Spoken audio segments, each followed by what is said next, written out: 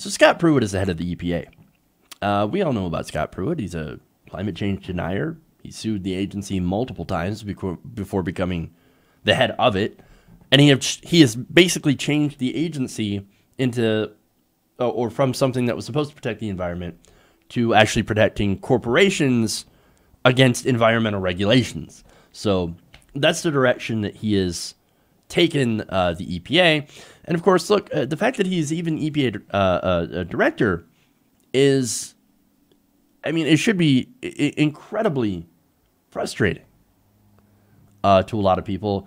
And we should all be very, very worried, especially with, again, deregulation and climate change, when we should actually be doing something about climate change in order to try to stop it or try to put a stop to making it even worse. But unfortunately, that's not what we're doing. He's taking us in the complete opposite direction.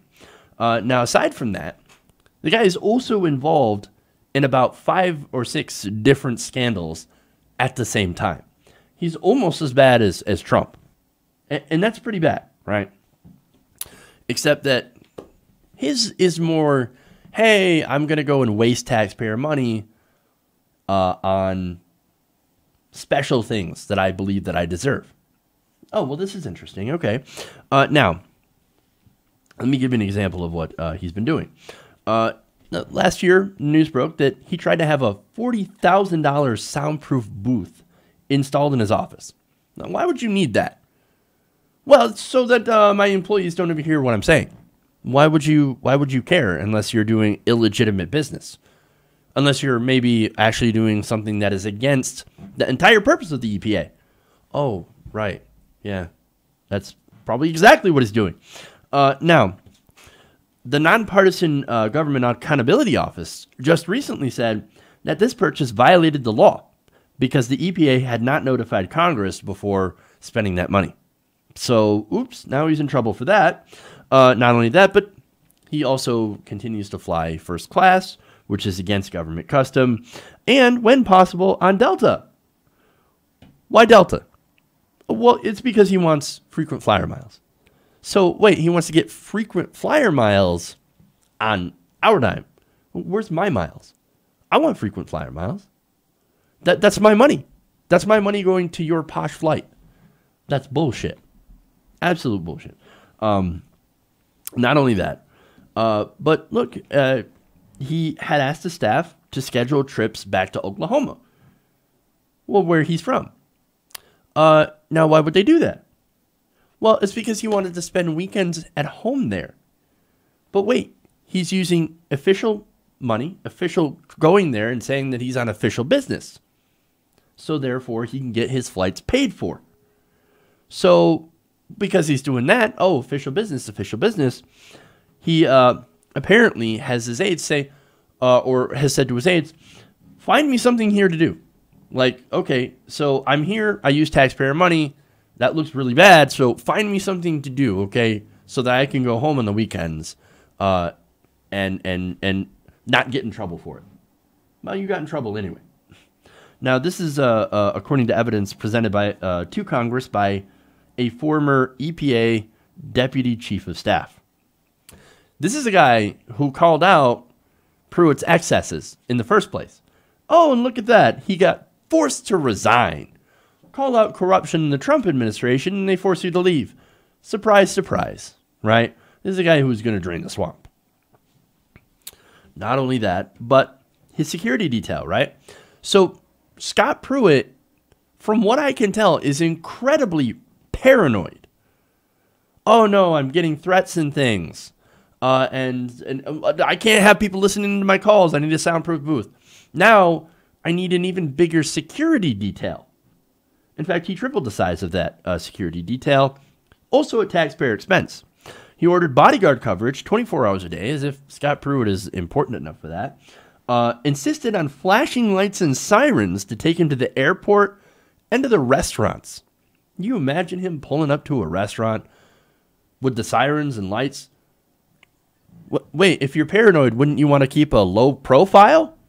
No, of course not. Let's roll up in here like we're in a fucking parade. Ridiculous. And also, look, I covered this on the show, that $50 a night scandal for renting a room in a Washington condominium. So that's way below market rate. So that's a red flag. And the owners of the condo were also a lobbyist power couple that were pushing liquefied natural gas. Well, we find out that he took a trip to Morocco for official business, unofficial business, to push, guess what? Liquefied natural gas to the government of Morocco. Wow, what a strange coincidence that he happened to live in such a cheap condo owned by somebody that's into liquid natural gas. It's a lobbyist. And then he also pushed for liquefied natural gas. What a weird coincidence. I don't think it takes a genius to see that this man is incredibly corrupt. Which, look, to be honest, I don't think that's a bug. That's a feature. And Donald Trump looks at corrupt people and is like, yes, bring him in, bring him in, bring him in. Drain the swamp. No, we're going to drain the swamp right into the Oval Office. That's where it belongs. We're bathing in the swamp now. You are the swamp.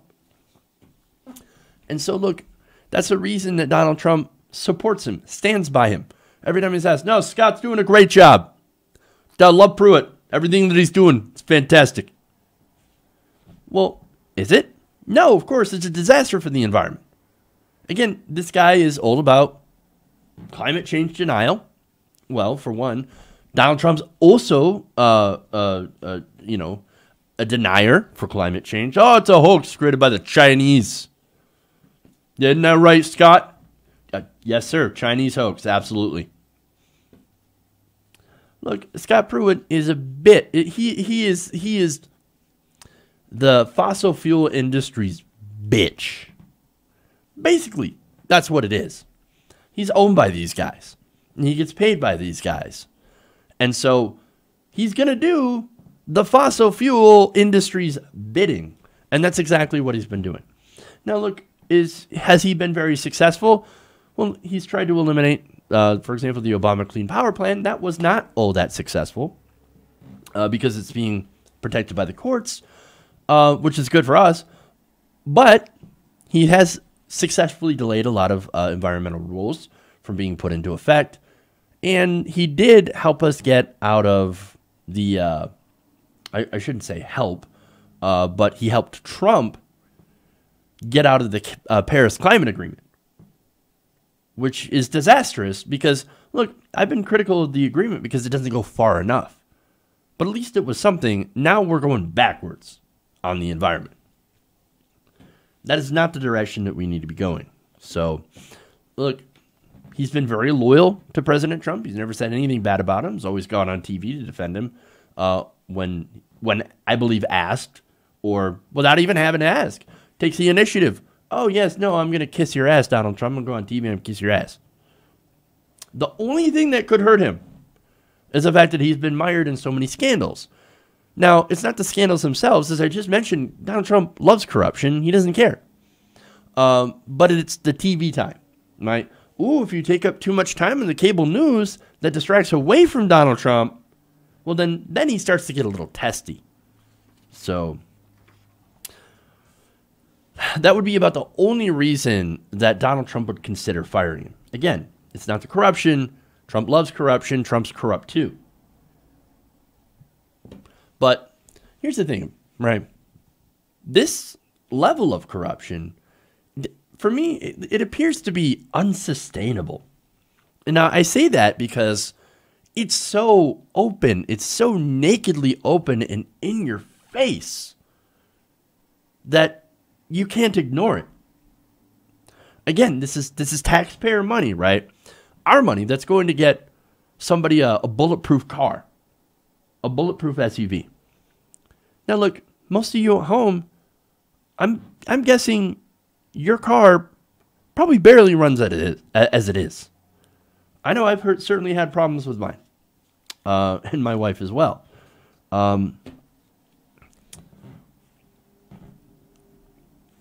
Here is our money. And again, yesterday was tax day. And that's just a reminder that all of our money is going to clowns like this to pay for $30,000 office furniture in the case of Ben Carson, or, you know, in the case of a $40,000 soundproof booth. I mean, it's ridiculous. And look, we don't have sweetheart condo deals either below market rate. It's the corruption, man.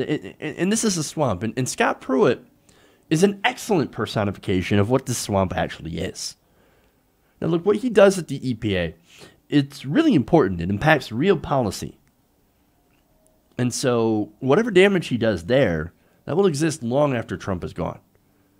So even though, you know, like, yes, he's using this office for corruption, he's also using this office to do great damage to the environment and to regulations. And that damage will exist long after Trump and that corruption is removed. Or not removed. Replaced, maybe? I don't know. But look, both in the realm of policy and when it comes to the norms of actually being in public service, you know, like that second word, people seem to have lost the meaning of that. Service? Public service? It seems like the public is servicing these politicians. Not only that, but the politicians are also servicing the industries that lobby them in a slightly different way. And I'll leave you to figure out what I mean on that one. But look, they've forgotten about public service. Now it's all about serving themselves. And it's especially apparent now in the Trump administration. So my point is, if we continue to normalize this kind of thing and don't push to get rid of Scott Pruitt and don't push to get rid of Trump and the corruption, then it's only going to get worse from here. And I, for one, don't think that we can afford to do that. Hey, everybody. Thanks for watching this video. If you want to see more like this, please hit the subscribe button below. And if you want to support truly independent progressive media, please consider becoming a patron at patreon.com/TYTNation.